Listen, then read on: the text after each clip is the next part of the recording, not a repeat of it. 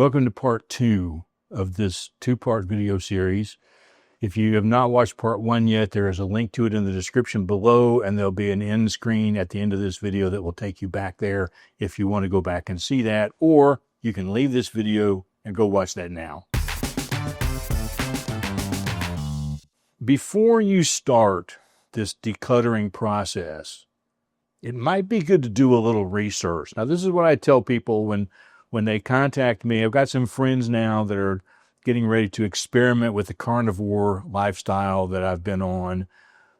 And I'm always afraid that people will just jump in and do everything wrong up front. And so I try to lead them to things that will help them along the way to gain some understanding about what works and what doesn't work, and figuring out why they want to go to this lifestyle and all that kind of stuff. The same thing sort of applies with decluttering. And I think a good place to start is to do an audit. And so this video is about that audit. Now, there will be a link in the description below that will take you to my Coffee account where you can download the audit in a PDF file if you want to. But we're going to look at that today. So I think one of the very first things that you could do before you ever pick up a box to load for Goodwill or your church or the Salvation Army or the dump, wherever it is you're taking your stuff, one of the first things that you can do is a room by room audit. Now, you can do this on a laptop or you can do this on a notepad with pen and paper, but to just sort of look around the room and ask yourself a few questions. One of those questions is, what are the things in this room that typically begin to pile up? Is it paperwork? Is it dirty clothes? Is it unfolded laundry? Is it, dishes from the dishwasher? Whatever it is, make a note of the things that tend to become too cluttered in this space. And then ask yourself, why do these things accumulate? Is it because I don't have enough space? Is it because I don't have the right kind of storage? Is it because I have too many of something? Is it because I'm too emotionally attached? Is it because I am physically and mentally exhausted? Is it because I am a first-class, world-renowned procrastinator? What is the reasoning behind these things piling up in this area? Do that for every single room.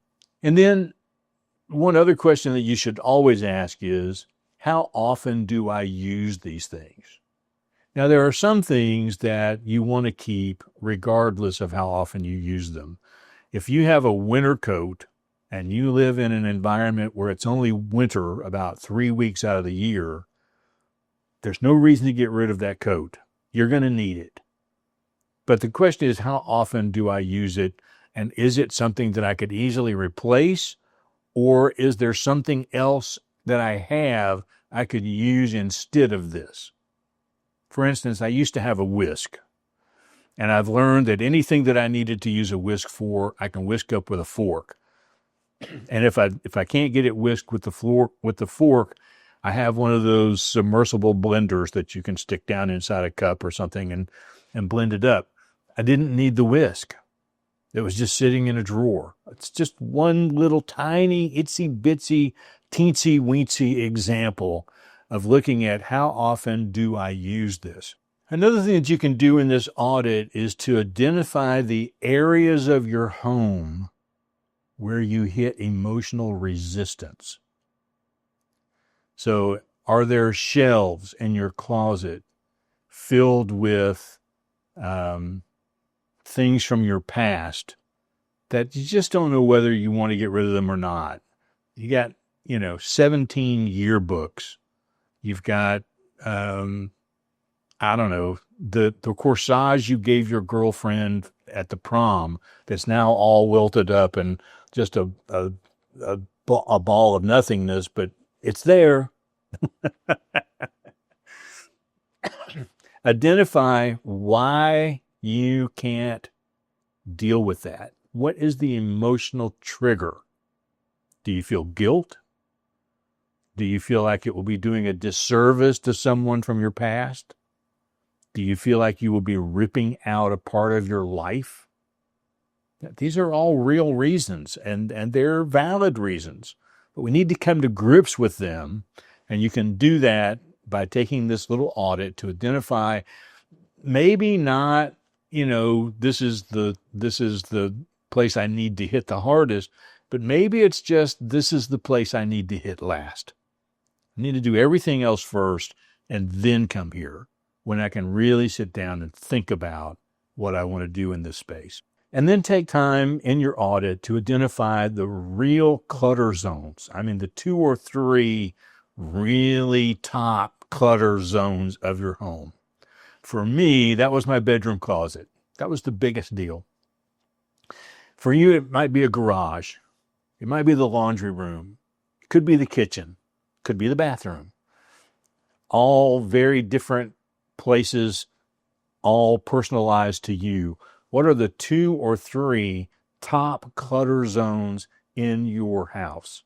And then take some time to analyze, think through, what kind of a clutterer are you? Are you a sentimental clutterer, where it's really easy to go through the bathroom drawers and clean out stuff, throw away stuff really quick, but when it comes to photos and mementos and souvenirs from trips and all of that kind of stuff, you're like, no, I got to hang on to all of that. All of that has meaning to me.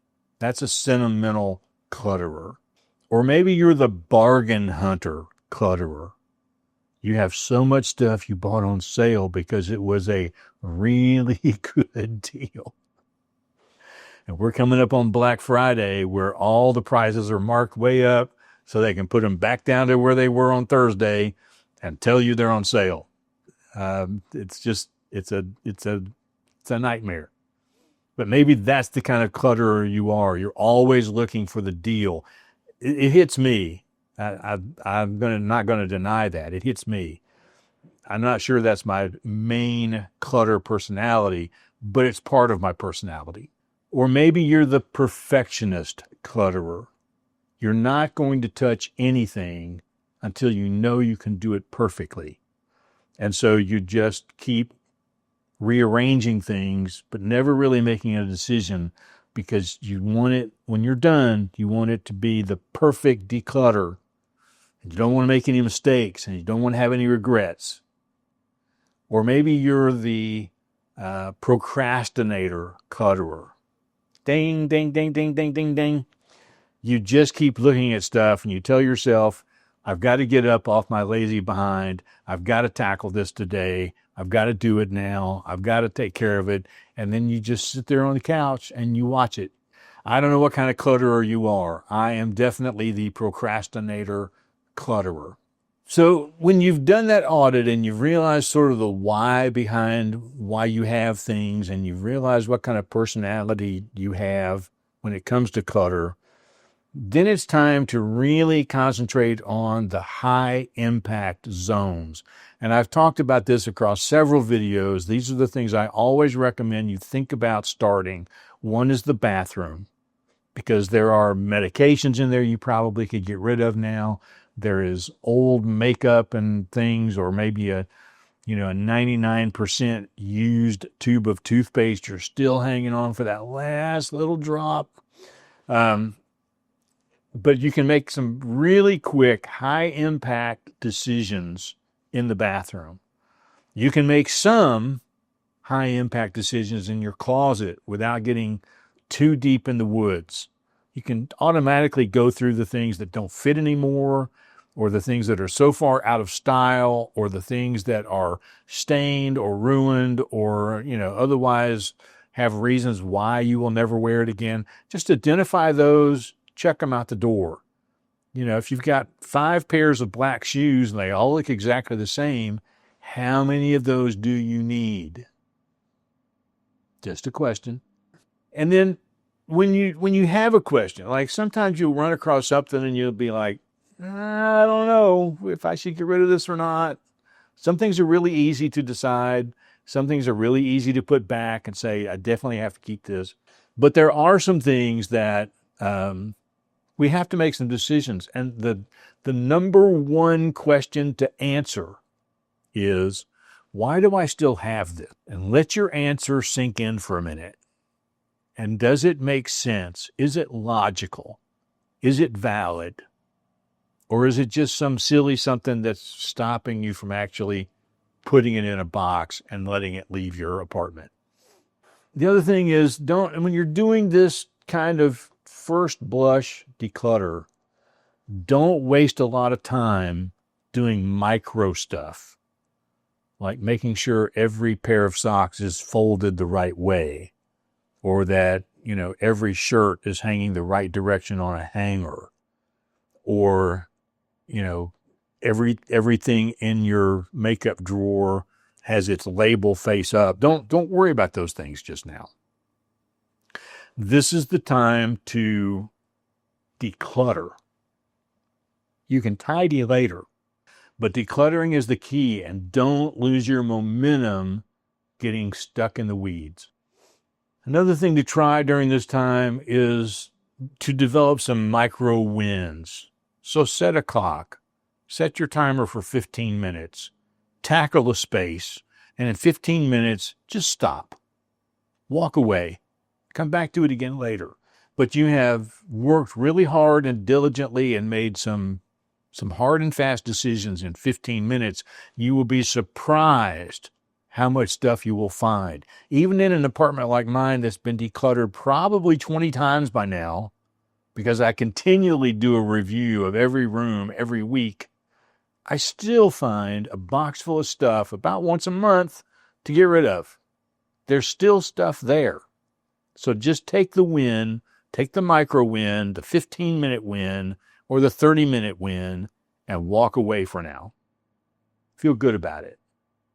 Go enjoy a Diet Coke.